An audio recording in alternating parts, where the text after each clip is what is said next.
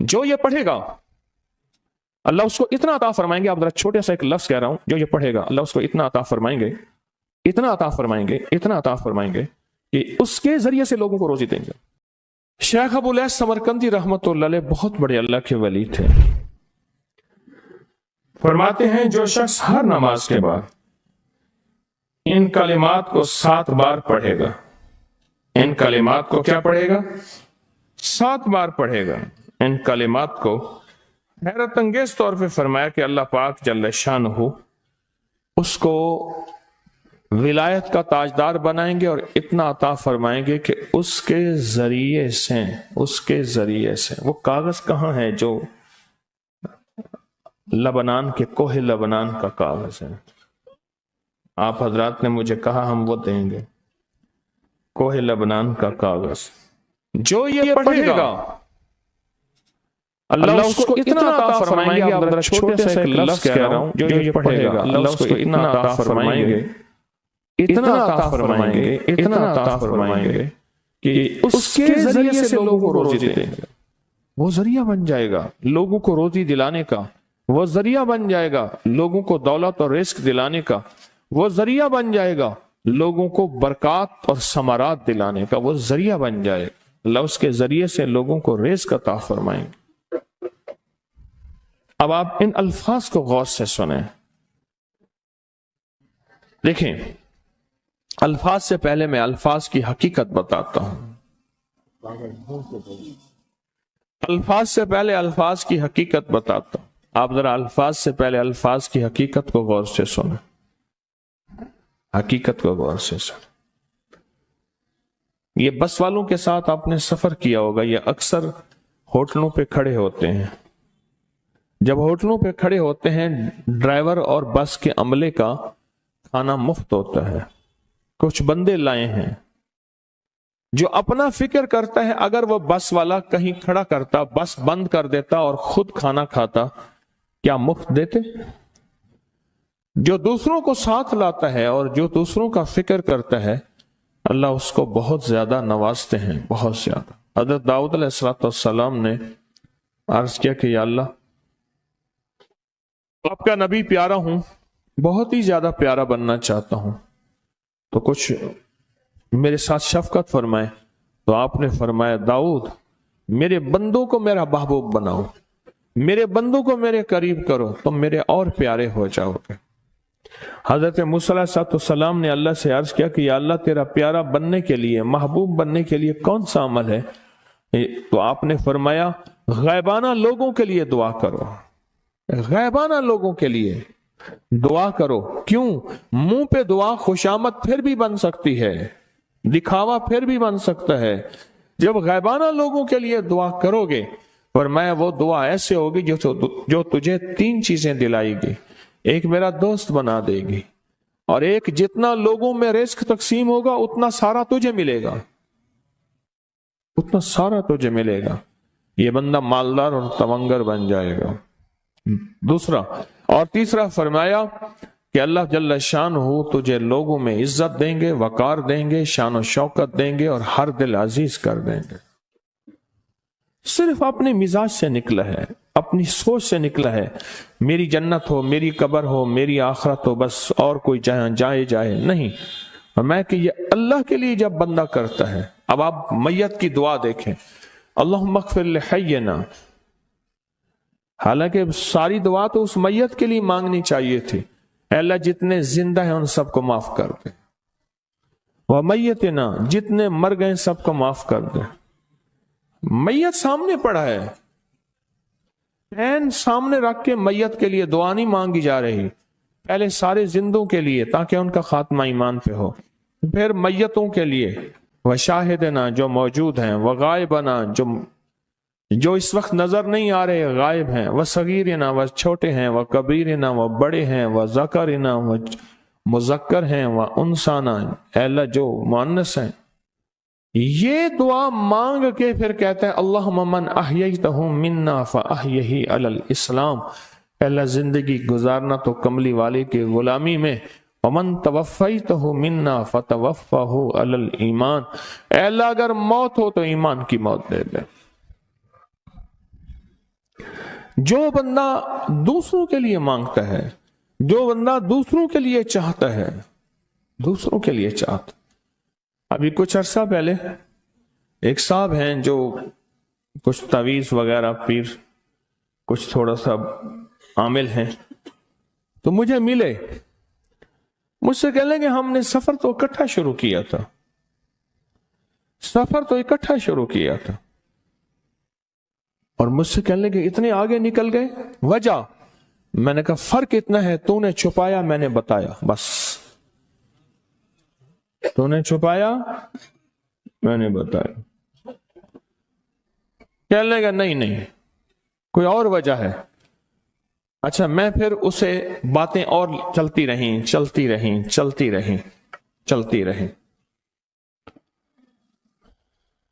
چلتے چلتے میں نے اس سے میں نے کہا کہ سورت والضحیٰ کا عمل ہے تیرے پاس اور تو پڑھتا ہے کام ہو جاتا ہے. ہنس پڑا، ہاتھ پہ ہاتھ مارا، کہنا ہاں ہے. میں نے کہا وہ بتا دو. بتاؤں گا. میں نے کہا بتا دو، فائدہ ہو جائے گا مجھے بھی. اچھا وہ پہلی بات وہ بھول گیا. میں نے کہا تو چھپاتا ہے میں بتاتا ہوں. باتیں ہوتی رہیں لمبی باتوں کے بعد میں نے کہا سورۃ والضحیٰ کا عمل بتاؤ. نہیں بتایا. میں نے کہا تجھ میں اور مجھ میں فرق یہی ہے. میں سورۃ یہی والضحیٰ کا عمل، میں نے کہا یہی ہے جس کے کاف میں 9 بار یا کری. میں کہہ رہے پتا تو مجھ سے کیوں پوچھتا ہے؟ میں نے کہا تجھے یہ بتانا چاہتا تھا تو چھپاتا ہے میں بتاتا. تو مدد اس کے مطابق آتی ہے. اللہ کو اپنی مخلوق اپنے بندے پسند ہیں. جو اپنے بندوں کو، اللہ کی بندوں کا راحت کو سوچتا ہے، جو اللہ کے بندوں کی اندر کے درد اور مشکلات اور مسائل کو سوچتا ہے، اللہ پہلے اس کا بھلا کر دیتا ہے. ہو بھلا کر بھلا، ہو بھلا سو بھلے کا بھلا، بھلا کر بھلے کی جگہ بھلا ہوگا. اب یہ جو دعا ہے جو میں آپ کو بتانے لگا ہوں، اب اس کے لفظوں پہ غور کریں. اللہم اغفر لامت محمد صلی اللہ علیہ وسلم. اے اللہ، اب حالانکہ آپ نے لیے پڑھ رہا ہے، اے اللہ ساری امت محمدیہ کو معاف کر دے. اللہم ارحم امت محمد، اے اللہ امت محمدیہ میں جتنے بھی ہیں سب پہ رحم فرما، رحمت فرما، مغفرت فرما. اللہم اصلح امت محمد، اے اللہ امت محمدیہ کی جتنے بھی مشکلات مسائل ہیں ان کی اصلاح کر دے، پریشانیاں دور کر دے.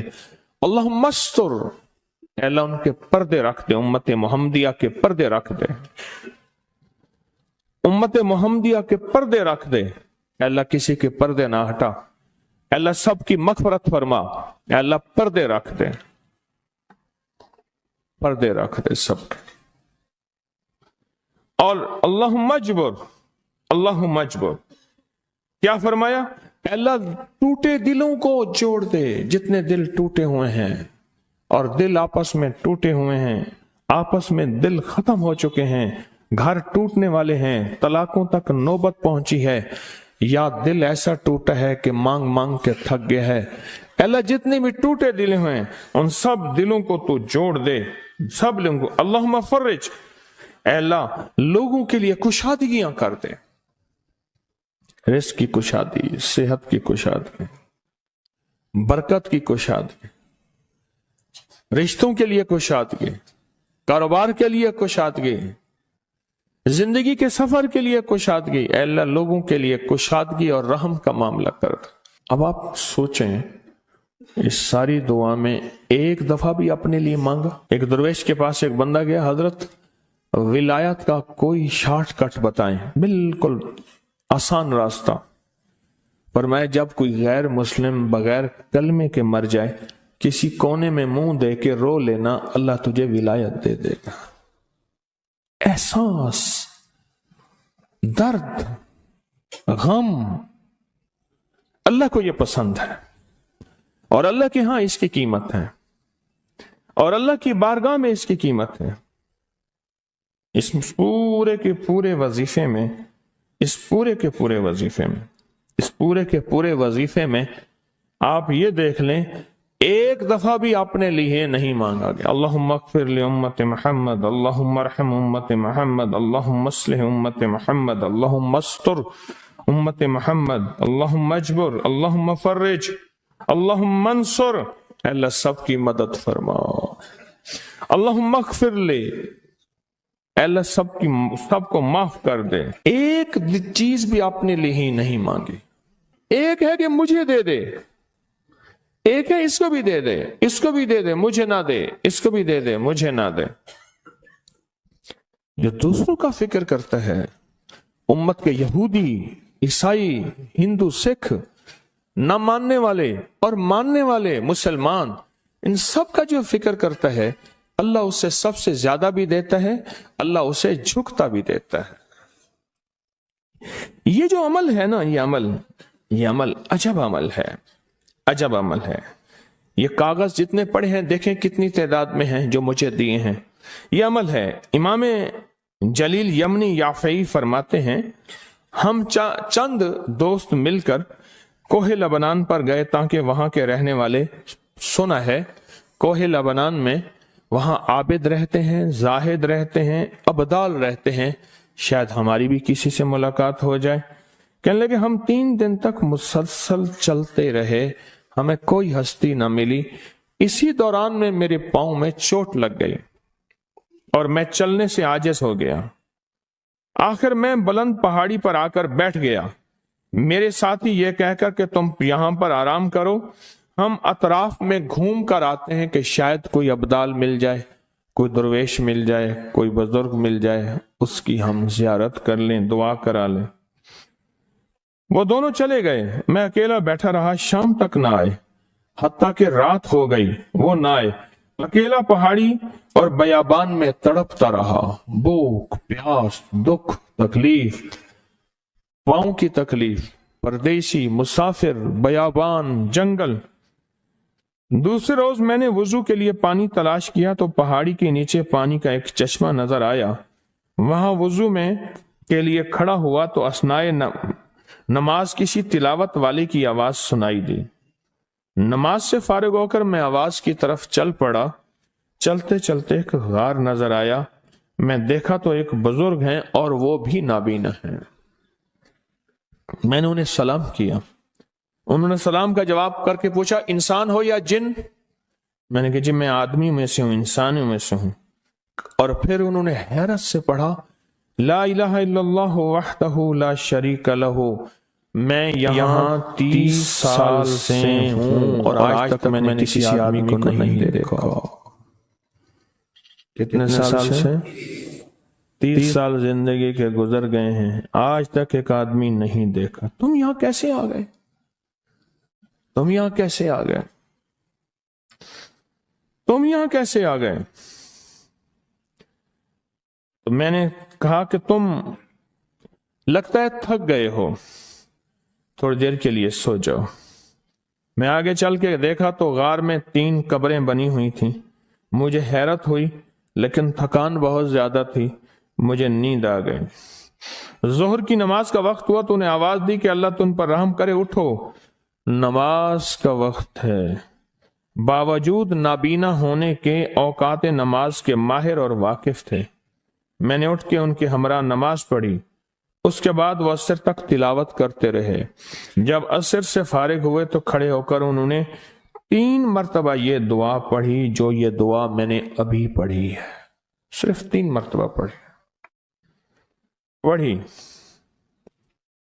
3 مرتبہ یہ دعا پڑھی۔ عارف شاذلی ابو نعیم اصفہانی کے ساتھ لکھی ہے، جب ہم مغرب سے فارغ ہوئے تو میں نے ان سے دریافت کیا یا شیخ آپ امت کی مغفرت والی یہ دعا آپ کو کس نے سکھائی؟ یہ آپ کو موتی ملا تو کہاں سے ملا؟ یہ سن کر نابینا بزرگ نے یوں فرمایا جو شخص اس دعا کو روزانہ دن میں صرف 3 بار پڑھ لیتا ہے اللہ اس کو ابدالوں میں شامل کر لیتا ہے۔ اور دنیا میں اس وقت اربوں کی آبادی ہے، کروڑوں کی نہیں، اربوں میں صرف 40 ابدال ہیں۔ کتنے؟ 40 अबदाल हैं पूरी दुनिया में। और फरमाया जो शख्स इसको 3 दफा सुबह शाम पढ़ लेता है, 3 दफा इस दुआ को रोजाना सिर्फ 3 मरतबा पढ़ ले, अल्लाह उसको अब्दालों में शामिल फरमा देते हैं। फिर मैंने दरियाफ्त किया, या शेख आपको यह दुआ किसने सिखाई, इतना बतला दें। उस नाबीना शेख ने फरमाया, ओ अल्लाह के बंदे, ये एक राज है, इस दुआ की हकीकत सुनने की तुम में तलब तो है लेकिन ताब नहीं है। इस राज को जानने का तहम्मुल तुम्हारे दिल में कितना हो सकता है। इतना कहकर खामोश हो गए। फिर फरमाया कि आरिफ बिल्ला शेख अबुल हसन शाजली फरमाते हैं, वो दुआ यही है जो अबदाल मांगते हैं, अबरार मांगते हैं, गौस मांगते हैं, वली मांगते हैं, कुतुब मांगते हैं, औलिया मांगते हैं, और फिर अल्लाह से जो मांगते हैं वो मिलता है। और औलिया कामिलीन ने फरमाया ये दुआ खसूसी तौर पे हजरत खिज़र अलैहिस्सलाम ने सिखाई है इन औलिया को। अब्दाल में शुमार हो जाएगा। और अब्दाल कौन है? अब्दाल वो हस्ती हैं जो सारी कायनात के निजाम को चलाते हैं। इस